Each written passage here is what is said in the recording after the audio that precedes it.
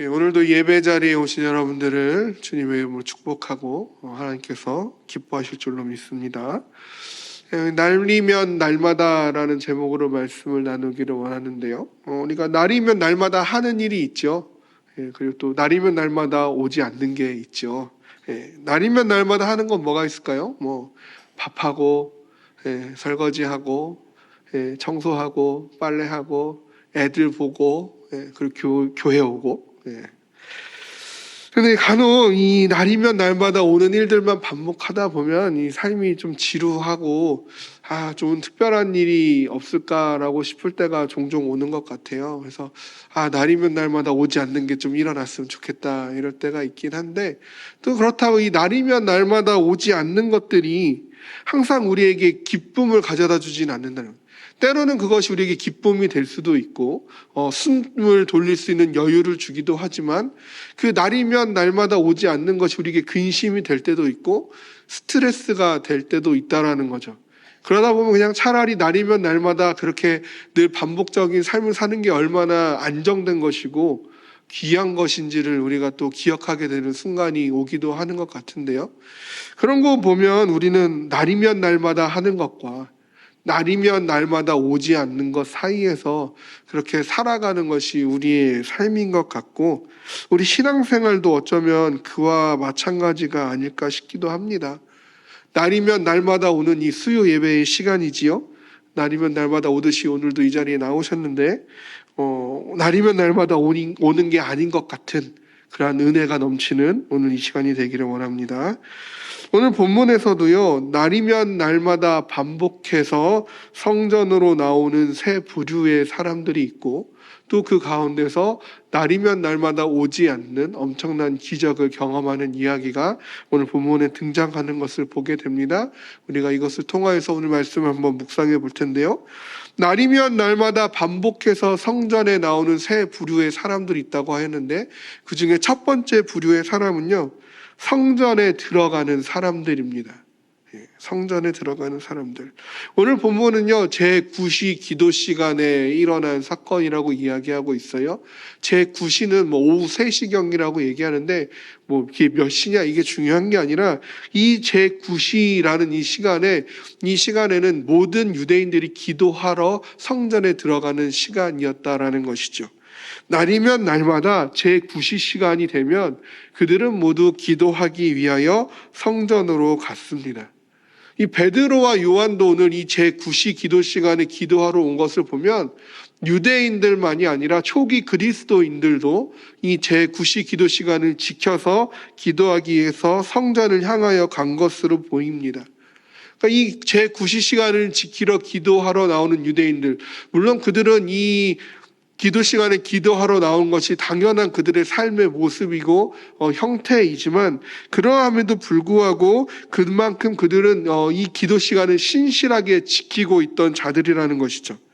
자신들의 기도의 제목을 가지고 성전을 향하여 나오는 자들, 기도가 필요하다는 사실을 인지하고 있는 자들, 하나님이 역사하고 계시다는 사실을 믿고 알고 따르는 자들이라는 것입니다. 그렇게 날마다 정해진 기도 시간에 이 성전에 들어오는 사람들, 이들이 바로 오늘 본문에서 볼 수 있는 첫 번째 부류의 사람들인데요. 오늘날로 치면 어떤 사람들일까요? 이렇게 수요 예배, 또 금요 영성 집회, 주일 예배, 새벽 예배, 이런 모든 정해진 예배 시간이 되면 늘상 예배에 참석하는 분들, 그죠? 성실한 모습으로, 안정된 모습으로 신앙생활을 하고 있는 그리스도인이라고 할 수 있을 것 같습니다. 아마 저를 포함해서 여기 계신 모든 분들도 여기에 속하지 않을까 싶습니다. 어찌 보면 평범하고 보통의 신앙인이라도 할 수 있겠죠. 그리고 본문에서 나타나는 이 날이면 날마다 성전을 찾는 두 번째 부류의 인물이 나오는데, 이는 나면서부터 못 걷게 된 이입니다.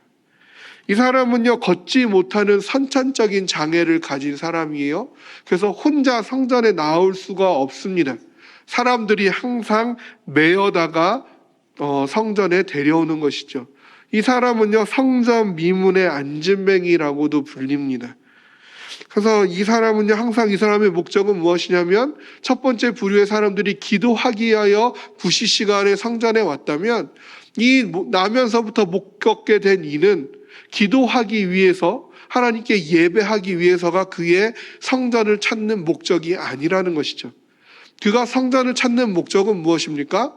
구걸하기 위해서예요. 생계를 유지하기 위해서입니다.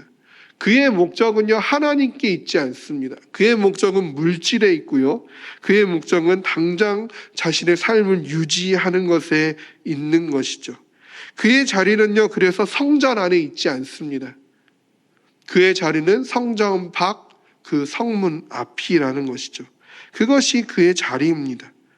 첫 번째 부류의 사람들을 떠올리면 기도, 예배, 믿음, 말씀 같은 영적인 것들이 떠오른다면, 이 두 번째 부류인 안진뱅이를 보면 돈, 음식 이런 것은 당장의 생활을 유지할 수 있는 것을 떠오르게 하는 인물이라고 할 수 있겠습니다.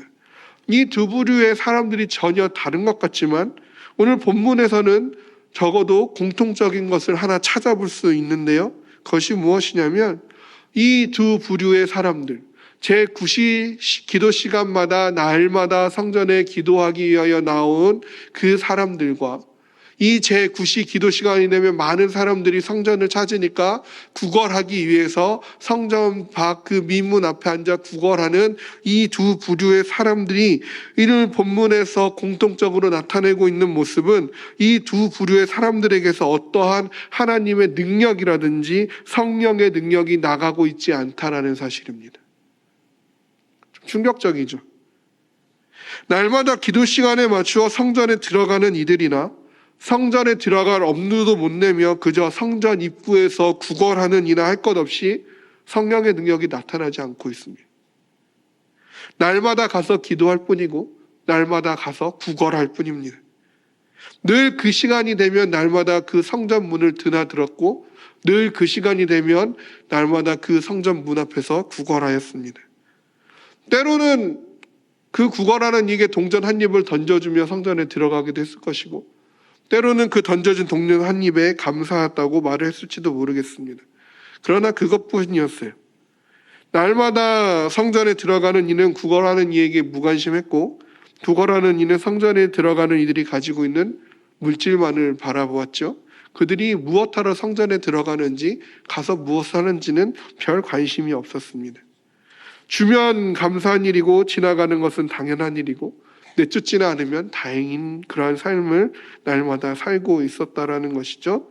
이러한 일들이 날마다 반복돼 가면서 똑같은 그러한 시간들을 보내게 됩니다. 어떠한 하나님의 능력도 소개되고 있지 않아요. 그런데 여기서 세 번째 부류의 사람들이 등장합니다. 이 세 번째 부류의 사람에 속하는 사람은 누구입니까? 바로 베드로와 요한이지요. 베드로와 요한도요, 첫 번째 부류의 사람들과 함께 날마다 기도 시간에 성전에 와서 기도했겠죠. 이날만 특별히 나온 것 같지는 않습니다. 늘 기도 생활을 했겠지요. 그런데 그렇다 보니 첫 번째 부류의 사람들과 똑같은 시간을 보냈을 거예요. 베드로와 요한이 성전에 기도하러 왔을 때 이 구걸하는 이가 항상 없다가 요날만 어떻게 우연찮게 딱 마주친 건 분명 아니었을 거예요. 베드로와 요한이 성전에 기도하러 갈 때마다 이는 이 구걸하고 있는 안진뱅이는 늘 그 자리에서 구걸하고 있었을 것이고, 아무런 일도 일어나지 않은 채 베드로와 요한도 성전에 가서 기도하고 나왔겠죠. 첫 번째 부류의 사람들과 별반 다를 게 없이 끝났을 수도 있습니다. 그런데 적어도 오늘 본문에서 베드로와 요한은 첫 번째 사람들과는 다른 차이점을 보여주고 있습니다.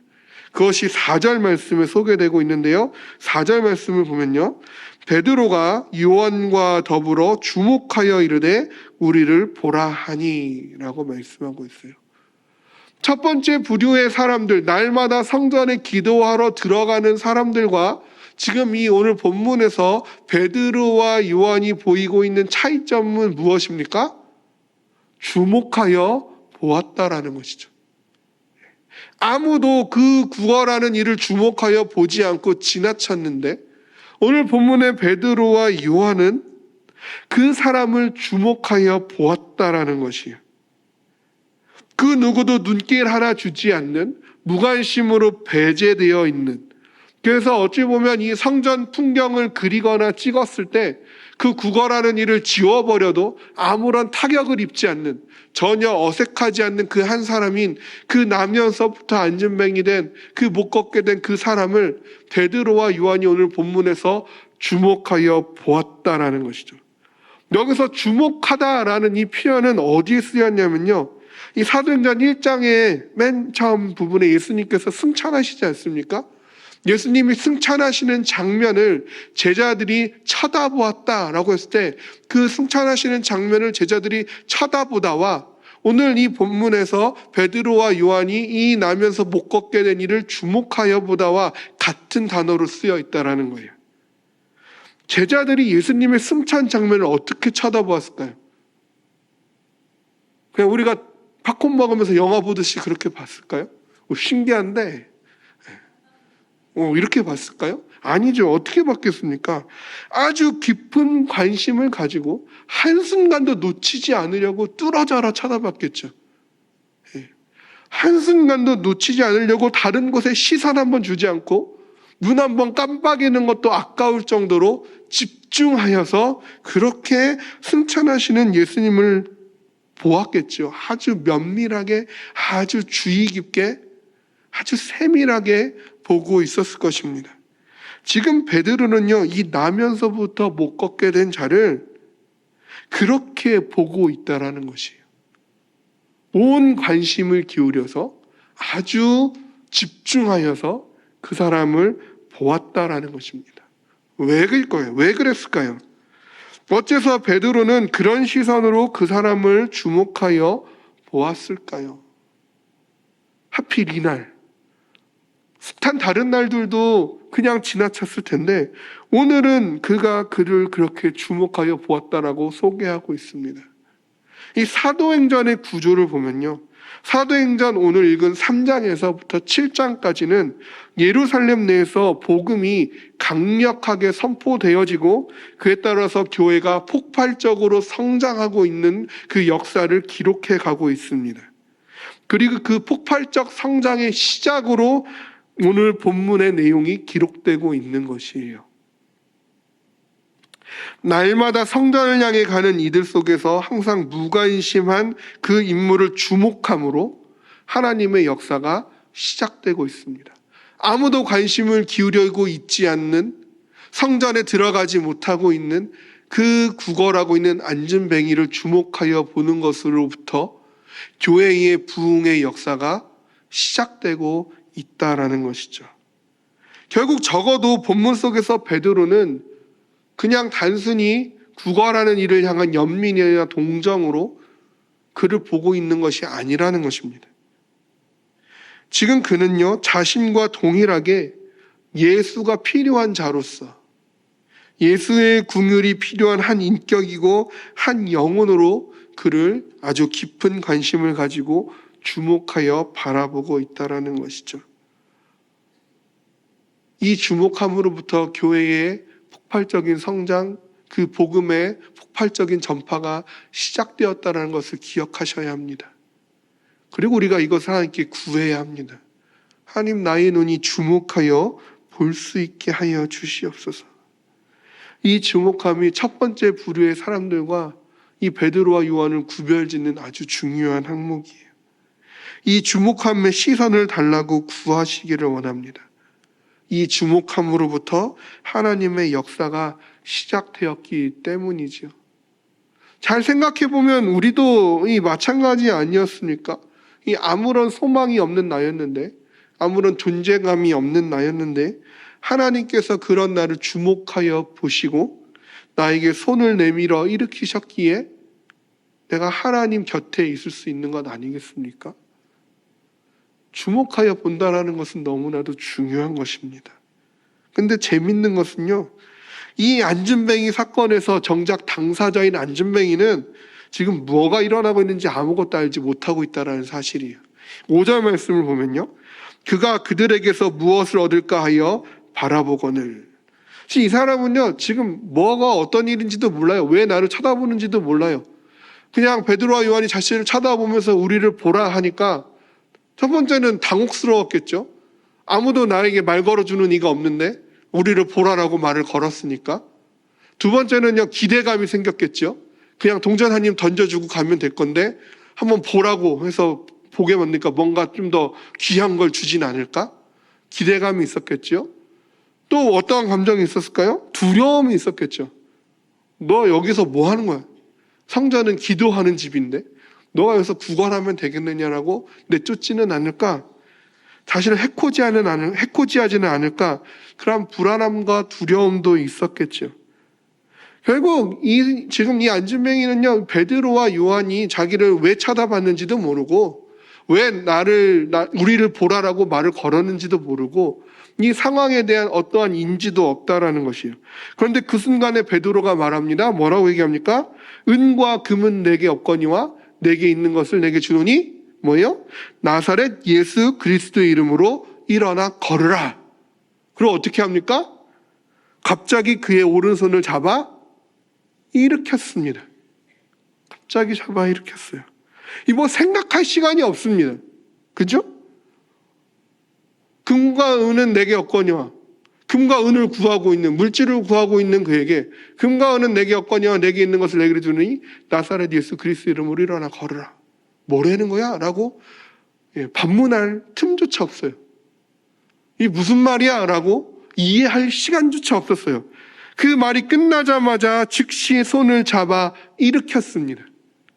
이 안진뱅이의 기분, 이 안진뱅이의 태도, 안진뱅이의 판단, 혹은 내가 그 말을 믿습니다. 내가 예수 그리스도의 이름으로 일어나게 될 줄로 믿습니다라는 그런 어떤 믿음의 고백, 어느 것 하나 없어요. 어느 것 하나 이 본문에서 안진뱅이에 대한 것들이 작용하지 않고 있어요. 그런데 손을 잡아 일으키니까 어떻게 됩니까? 그의 발목과 그의 발이 힘을 얻고 나면서부터 한 번도 걸어보지 못했던 그가 일어서게 되고 걷게 되고 뛰게 되었다라는 거죠. 심지어 힘들어서 막 쩔뚝쩔뚝거리면서 찬찬히 일어난 게 아니에요. 한 번도 걸어보지 못했으니까 걷는 방법도 모르니까 그가 주저주저 일어나서 어떻게 한 걸음 한 걸음 막 극적인 드라마처럼 느린 화면으로 막 나오는 것처럼 막 한 걸음 한 걸음 떼다가 조금씩 걷다가 그것들에 대해서 실감하고 막 그런 장면이 아니에요. 그 즉시 일어나서 서서 걷고 뛰었습니다. 8절 말씀을 보면요, 우리 같이 읽어볼까요? 뛰어 서서 걸으며 그들과 함께 성전으로 들어가면서 걷기도 하고 뛰기도 하며 하나님을 찬송하니. 한 번도 걸어보지 못하니가 나사렛 예수 그리스도의 이름으로 일어나 걸으라 하고 손을 잡아 즉시 일으켰을 때에 그의 어떠한 믿음의 고백이나 그의 어떠한 판단이나 어떠한 생각조차도 작용하지 못했을 그때에 그가 일어나서 섰고 걸었고 뛰었다. 이 신체적인 놀라운 변화보다 더 크고 놀라운 변화가 우리가 방금 읽은 8절에 숨겨져 있는데 무엇입니까? 그가 이제는 성전으로 들어가면서 하나님을 어떻게 하고 있어요? 찬송하고 있어요. 안진뱅이의 자리는요, 날이면 날마다 성전을 찾아왔지만 그의 자리는 성전 안이 아니었어요. 그는 성전 미문 그 입구 바깥에서 구걸하고 있던 자였습니다. 한 번도 그의 자리가 성전 안이었던 적이 없어요. 성전으로 들어가지 않았습니다. 그의 입술은요, 찬송과는 거리가 먼 입술이에요. 그저 그의 입술을 통해서는 구걸만 할 뿐이었습니다. 나를 불쌍히 여겨달라고, 한 푼만 베풀어 달라고. 그런데 그 입술이 이제는 하나님을 찬송하고 있다는 거예요. 성전 바깥에만 있었던 자가 이제는 성전 안으로 들어가게 되고, 구걸하던 자가 이제는 그 입술을 통하여 하나님을 찬송하게 되었다라는 것입니다. 이것이 구원의 역사입니다. 구원은요, 천천히 일어나는 것이 아니에요. 단 한순간에 일어나는 겁니다. 삽시간에 성전 밖에 있던 자가 성전 안에 들어가는 자가 되는 것입니다. 우리가 날이면 날마다 기도할 때마다 찬송할 때마다 읊조리는 예수 그리스도의 이름은 이런 능력이 있는 것이에요. 그냥 기도에 마칠 때 꼭 넣어야 될 형식적인 요소가 아니라는 거예요. 예수의 이름에는 능력이 있고 예수의 이름에는 생명이 있는 줄로 믿습니다. 구원은, 예수의 능력은 무언가 자격 있는 자들에게만 주어지는 특권이 아닙니다. 우리가 뭐 자격 있어서 하나님께 구원받았습니까? 내가 먼저 하나님께 뭔가 열심히 해서 구원받으신 분이 여기 계신가요? 그렇다면 다시 찾아오세요. 복음 영접부터 다시 해야 됩니다. 요한복음 15장 16절을 보면요, 너희가 나를 택한 것이 아니요 내가 너희를 택하여 세웠나니. 로마서 5장 6절은요, 우리가 아직 연약할 때에 기약대로 그리스도께서 경건하지 않은 자를 위하여 죽으셨도다. 로마서 5장 8절은요, 우리가 아직 죄인 되었을 때에 그리스도께서 우리를 위하여 죽으심으로 하나님께서 우리에 대한 자기의 사랑을 확증하셨느니라 라고 말씀하고 있어요. 우리가 아직 죄인 되었을 때에, 우리가 아직 연약하였을 때에, 내가 하나님을 택하지도 않았을 그때에 마치 안진뱅이와 같이 연약하여 스스로 일어날 수 없는, 무엇을 행할 수도 없는, 성전에 들어가는 것을 꿈도 꿀 수 없는 그러한 우리에게 주님은 그러한 우리를 주목하여 보셨고 우리를 택하셨고 우리를 위하여 죽으셨고 우리를 살리셨습니다. 전에는 밖에 있던 자였으나 이제는 하나님을 아버지라 부르는 하나님 나라 안의 백성이 되게 하여 주셨습니다. 그래서 우리는 날마다 하나님을 찬송할 수 있고, 그래서 우리는 날마다 하나님께 기도할 수 있고, 그래서 우리는 날마다 하나님을 예배할 수 있게 되었습니다. 오늘 본문에도요, 날마다 성전으로 들어오는 이들이 있습니다. 그죠? 그리고 날마다 성전 문 앞에서 구걸하는 이가 있었습니다. 날이면 날마다 똑같은 그림이 그려진 것이죠. 그렇지만 오늘 본문은 여느 날과는 달랐어요. 베드로와 요한이 나면서 안진뱅이 된 자를 주목하여 보았고 그에게 예수 그리스도의 이름을 선포했고 잡아 일으키니 그가 서서 걷고 뛰며 하나님을 찬송하고 성전에 들어가게 됩니다. 이제 그는 날마다 성전 문 밖에서 구걸하지 않고 성전 안으로 들어가서 기도하게 될 것이지요. 이것이 우리가 받은 은혜이고 우리의 간증인 줄로 믿습니다. 성전 밖에 있어야 되는데, 성전 밖에서 당장 오늘의 필요를 위해서 헤매이고 있어야 될 우리인데 하나님께서 우리를 주목하셨고 택하셨고 잡아 일으켜 주셨습니다. 그래서 우리는 구원받았고 성전 안으로 들어와서 하나님을 예배할 수 있는 이 기쁨과 은혜를 누리게 된 줄로 믿습니다. 그리고 이 사건 후에 교회는 성장하였지요. 박해와 고난도 여전히 있었지만 하나님의 말씀은 흥왕하였습니다. 날마다 하나님을 믿는 사람의 수가 더하여져 갔다라고 말씀은 기록하고 있습니다. 이 본문을 묵상하면서 저도 늘 그래왔고 늘 그래왔지만 항상 이 본문을 묵상하면서 나라는 이 존재를 어디에 대입하냐면 꼭 베드로와 요한에 대입을 해요. 그죠? 그래서 항상 이 말씀을 보면 그렇지, 나사렛 예수의 이름으로 내가 누군가를 일으켜줘야지, 도움을 베풀어줘야지 라고만 생각을 합니다. 그런데 우리가 이 베드로와 요한의 입장에 되기 전에 내가 안진뱅이였다는 사실을 잊어버린다는, 그 사실은 묵상하지 못하고 넘어가 버려요. 건너뛰어 버려요. 그리하고는 모든 것을 잊고 그 감격을 잊고 서서 걸으며 뛰었던 그 뜨거운 심장도 잊어버리고 날이면 날마다 성전을 향해 들어는 가는데 아무것도 하나 주목하여 보지 못하고 그렇게 들어가 버리는 첫 번째 부류의 사람들처럼 살게 되어져 버리는 것이죠. 아무런 감흥도 없이 아무런 감동도 없이 그냥 반복적인 예배를 드리게 되면서 그런 신앙생활을 하게 되는 것이죠. 그러면 안 될 줄로 믿습니다. 얼마나 억울합니까? 예수님의 이름이 우리에게 주어졌는데, 예수님의 능력이 이렇게 큰데 그것을 행해보지 못하면, 그 능력을 베풀어 보지 못하면, 그것을 경험하지 못하면 이보다 억울한 일이 어디 있을까요? 예수님의 능력을 우리가 경험하기 위해서 늘 주목하여 보십시오. 우리 주위에 날마다 그 자리에 있으나 없는 것 같은 자들이 있지는 않은지, 내가 그러한 자였음을 기억하시고 나도 그러한 자였다라는 사실을 잊지 않고, 혹시 나와 같은 자가 또 어디에 있지는 않은지 늘 주목하여 볼 수 있기를 원합니다. 혹은 누구도 보지 못하는 섬김이 필요한 곳은 없는지, 누군가는 저기에 손길을 줘야 할 것 같은데 아무도 주지 않고 있는, 관심받지 못하고 있는 그 섬김을 필요하는 부분이 있지는 않은지 주목하여 보시기를 원합니다. 그 주목함에서부터 하나님의 역사가 시작될 줄로 믿습니다. 그리고 나서 세상에도 있고 나에게도 있는 것 말고, 세상에는 없으나 나에게는 있는 예수 그리스도의 이름을 선포하시기를 원합니다. 그때 예수 그리스도께서 행하기 시작하실 줄로 믿습니다. 이제는 우리가 뛰는 가슴으로, 안진뱅이였던 내가 고백도 하기 전에,